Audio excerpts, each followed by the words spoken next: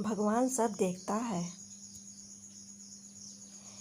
एक सेठ के घर में एक बूढ़ा रोज भीख मांगने के लिए आता था, लेकिन सेठ रोज उसे गालियां देता था और भगा देता था।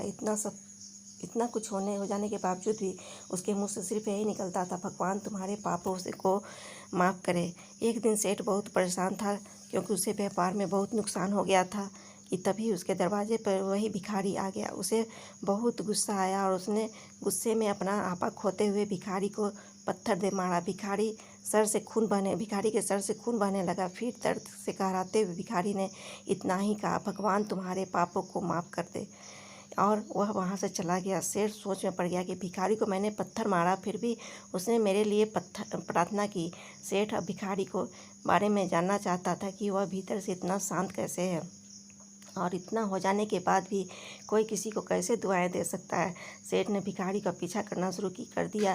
भिखारी जब वो जहाँ जाता, सेठ उसके पीछे जाता। सेठ ने देखा कि कोई उसको खाना देता है, कोई उसको मारता है, कोई अपमानित करता है तो कोई गाली देता है। लोग भिखारी के साथ चाहे जैसा व्यवहार करते, लेकिन भिखारी सबके लिए एक ही प्रार्थना करता, भगवान तुम्हारे पापों को माफ़ करे।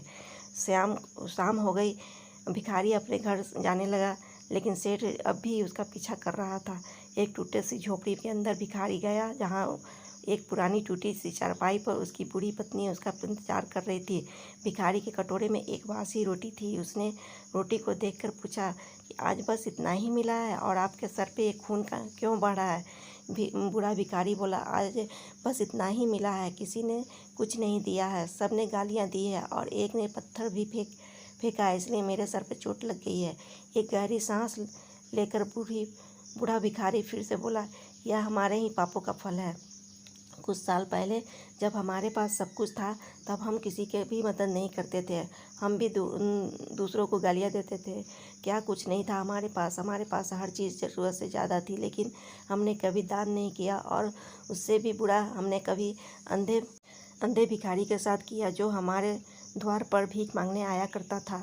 बूढ़ी पत्नी के आंखों में आंसू आ गए। वह बोली, हाँ, हम उस बेचारे अंधे के साथ बहुत बुरा करते थे, उसका अपमान करते थे, उसे खाने के लिए रोटी की जगह कागज दिया करते थे, उसका मजाक उड़ाया करते थे और कभी कभी मारा भी करते थे। मैंने कभी उसको रास्ता नहीं दिखाया। एक बार मैंने उसके मुंह पर मिट्टी भी फेंकी थी, और वह हमेशा दुखी होकर कही करता था, भगवान तुम्हें तुम्हारे किए की सज़ा देगा, भगवान तुम्हारे पापों की सज़ा जरूर देगा।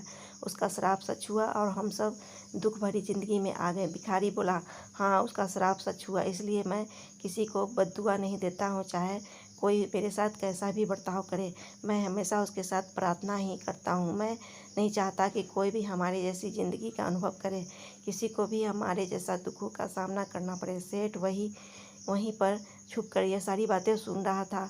अब उसे सब कुछ समझ में आ गया था। भिखारी और उसकी पत्नी ने वह रोटी मिलकर बांट खाए और भगवान को धन्यवाद बोलकर सो गए। अगले दिन वह भिखारी फिर से भीख मांगने सेठ के घर गया। सेठ ने पहले से ही गर्म रोटियां उसके लिए बनवा कर रखी थी। उसे देते हुए सेठ विनम्रता से बोला, माफ़ कर दीजिएगा बाबा, मुझसे बहुत बड़ी गलती हो गई है। बूढ़ा भिखारी बोला, भगवान तेरा भला करे।